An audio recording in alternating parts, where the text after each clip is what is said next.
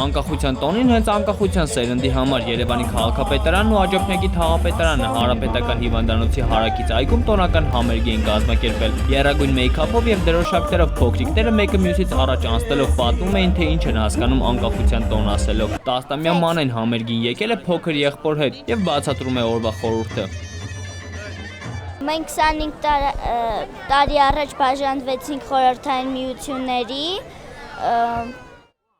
ու անկախանցանք։ Տոնական է նույնիսկ շախմատային պարտիան։ Ամեն օր այգու տաղավարներով նարդի ու շախմատ խաղացող տարեստներն այսօր խաղում են անկախության պարտիան։ Իրենք այդպես անվանեցին։ Հպարտանում են, որ անցել են անկախության ուղին, քվեարկել են հանուն անկախության եւ հետո էլ կռվել այդ անկախության համար։ Մենք գտնում ենք, որ դրանից մեծ